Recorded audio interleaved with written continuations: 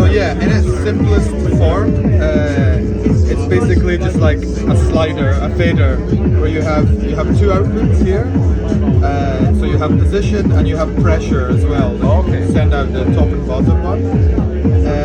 But then what you could do is you can also split the slider in two. So here you have two independent sliders, and the voltage ranges are completely configurable for both of them independently as well. So between -5 and 10 volts, you can select anywhere in that range, so you can get just the right like minimum and maximum for whatever you're controlling. Okay, how would I configure that? I can show you. So you go into this other settings mode here, and here, yeah, this firmware is not final, but to give you an idea, if you imagine down here as -5 and up here as 10 volts, Yeah. and when I click this button, it cycles through different options you have here. So that's 0 to 5 volts, showing me it again. Okay. This is -5 all the way up to 10 if you want the full range. This is a custom range, I'll show you in a second. That's 0 to 10 volts. And then we're back to and that's 5 to -5 if you want to get it for like a modulation source or something. But then you can also, if you hold your finger on it, you can set a custom range anywhere in that -5 to 10 volts. So it's really good if you have like a module that's very particular about receiving just like a small range of CD. Sure. You just do this, set it, and these are kind of like set and forget settings. You only need to do once, and then there's onboard memory that so every time you power on, power off, they're saved inside. But so yeah, that's the kind of most basic functionality of the module. And so you have this sub menu you can get into holding the button in two fingers, and then you can cycle through different modes on this top button. So there's 4 modes. So that red one was the one we were just in. Showed you with two sliders here. But the most exciting one is this gesture recorder. So oh wait, sorry, it's set as an envelope. So here you can draw in anything you like. Oh, sorry, I'm going to show you on the one next to it. Come over here, actually, we have 5 of them running. So in this case, yeah, you can draw in any pattern on the slider, and it's just going to loop what you played in. It's like a custom shaped LFO. Yeah. And here you can record up to 1 minute. And yeah, basically the loop length will be just as long as you have your finger held down on the slider. Okay. And then it's going to keep on playing that back, looping it. There's also an option to do one shot here, so you can do like a kind of envelope, like an envelope shape. Now here it'll only play back when either you touch the button or you have an input here, so you can send trigger inputs as well. So this is really useful for, as an envelope generator, custom envelope shape.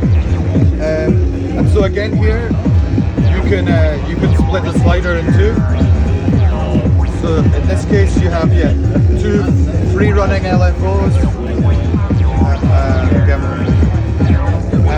In this case they're not synced to each other here. They're just like, the loop length is just how long you were touching the sensor for. Okay.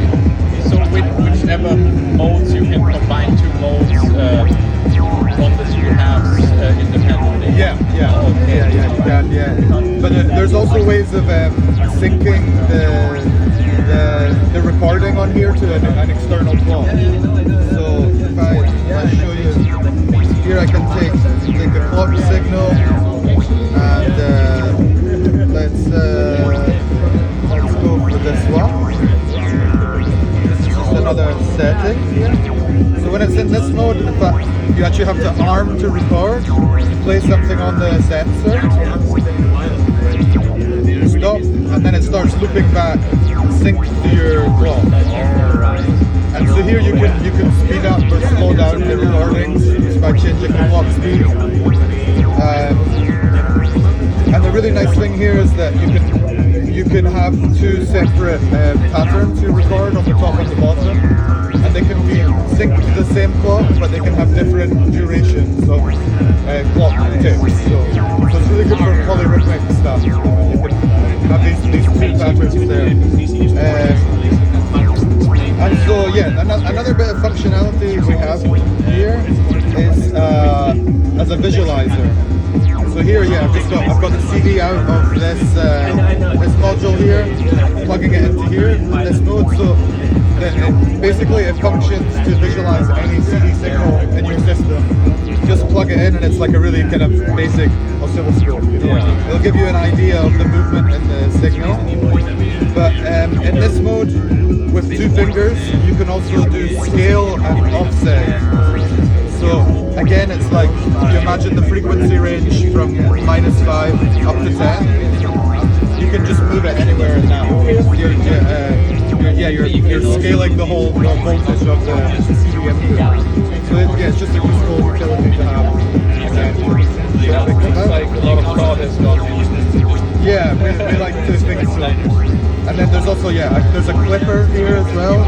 So in this case, it's just going to clip the CD signal as it goes past these boundary points.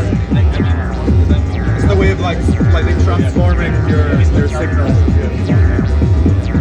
And then the last thing is a 5-button keyboard. So this is the final mode.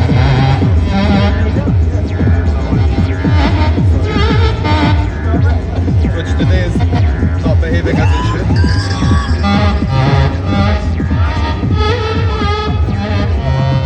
But yeah, basically in this case you have 5 pressure sensitive buttons. They can be tuned to any voltage. And it's really easy to tune each of the steps. Basically you just do a triple button press and it goes into this mode. Hook up your keyboard that can get CD voltage for octave out to the input. Play a note on your keyboard and push the equivalent button and it samples the voltage. Play another note, push the button, another note, push the button. And that way you build up your 5 notes and you can have them 5 voltages to call back whenever you want.